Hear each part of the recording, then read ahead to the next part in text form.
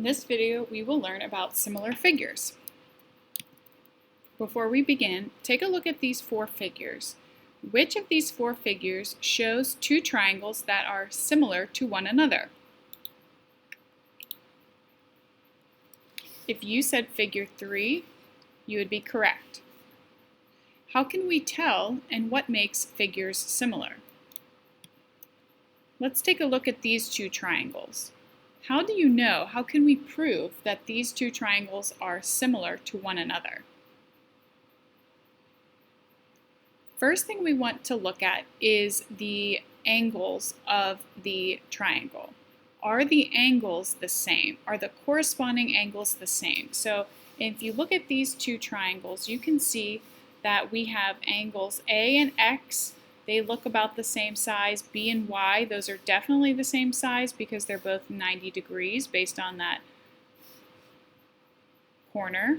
And then angles C and Z, they look about the same as well. So we can tell that they're similar because their corresponding angle measures are the same. And then the other thing we have to check to make sure they are similar is that the side lengths, they're not going to be the same as one another, because then they would just be the same triangle. They wouldn't be similar, they would be exactly the same. But what we need to check is that the side lengths, while they're not the same, but we need to make sure they're proportional. So we need to make sure that the ratio of the corresponding sides, 6 to 9, 8 and 12, and 10 and 15 are all the same. If that's true, then that also means that those angles we looked at the beginning are also the same. If the sides are proportional, then the angles have to be the same, and vice versa. So if 6 to 9 simplifies to 2 to 3, if we divide both of them by 3, 8 to 12 can both be divided by 4, giving also a ratio of 2 to 3 in simplest form.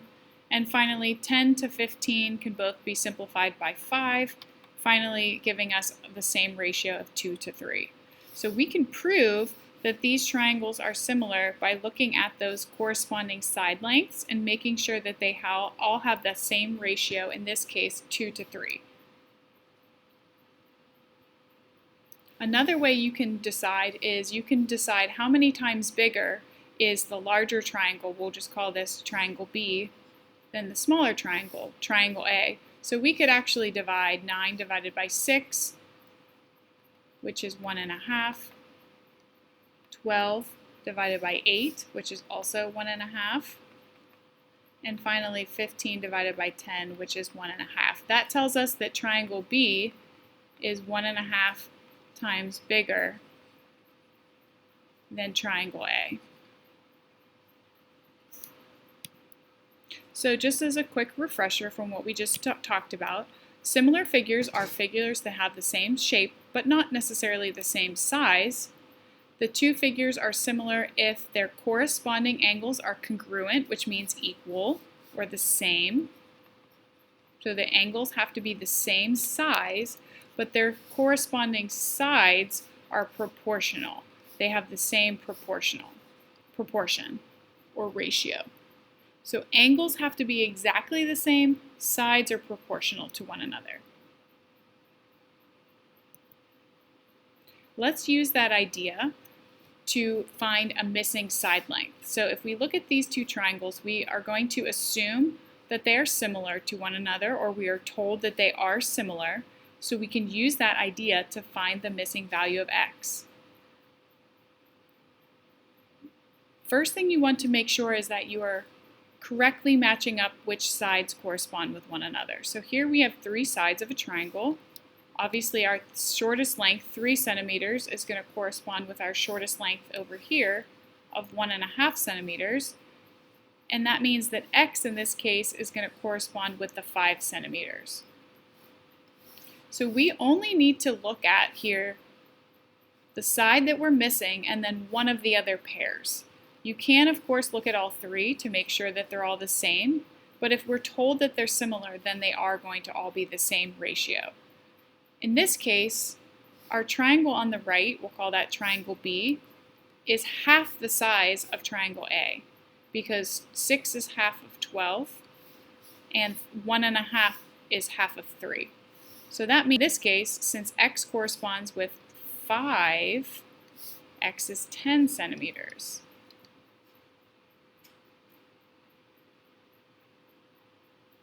That's one way we can look at it. We can also calculate this by using a proportion. So when you use a proportion, if a triangle has 3 sides, a proportion only needs 2 ratios, not 3.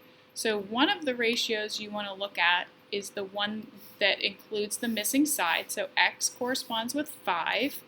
And then for the other part of your proportion, you can use either 3 and 1.5 or 12 and 6. The only thing that is very important here is that if you put x on top, since x is part of triangle A, our bigger triangle, we're going to have to put either 3 or 12 on top. In this case, I will just use 12. So side 12 corresponds with side 6 in the smaller triangle. So we put x over 5 equals 12 over 6. That'll give us x equals 10. You could also do x over 5 equals 3 over 1.5. That will also give you the same answer of x equals 10. Let's try another example. In this drawing, these rectangles are similar. We can use that information to find the value of x. Now it is very tempting to want to correspond x with 6 here. However, you notice this triangle is standing tall, or this rectangle, excuse me, is standing tall on the shorter side, and this rectangle is laying flat on the longer side. So we actually want to correspond x with 10 here, and 1.5 corresponds with 6. So you can figure out, in this case we only have 2 sides labeled, we can decide how many times bigger 6 is than 1.5, which is 4 times bigger. So 1.5 times 4 is 6. And then you can use that information to figure out what number times 4 would equal 10. Well, we can figure that out by doing 10 divided by 4, and that's 2.5. So x is 2.5 centimeters. That's one way to do it. Or again, as I mentioned, you can use a proportion. So since x corresponds with 10, we're going to write x over 10. And since 1.5 corresponds with 6, we'll write equals 1.5 over 6. You want to make sure, again, that if you put the x on top for the first ratio, we put the 1.5 on top for the second ratio. Put rectangle A on top and rectangle B on the bottom and stay consistent. If you solve that, you'll get an answer of 2.5 centimeters as well.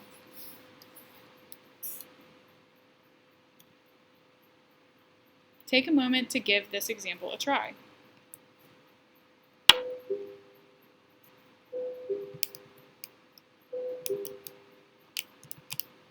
In this case, since 12 corresponds with 4, and that's 3 times smaller than 12, and 9 corresponds with 3, which is also 3 is 3 times smaller than 9, we know that x has to be 3 times smaller than 18, which is 6.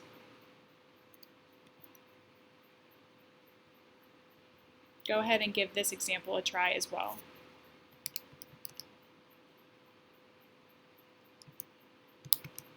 In this case, x is 25 centimeters.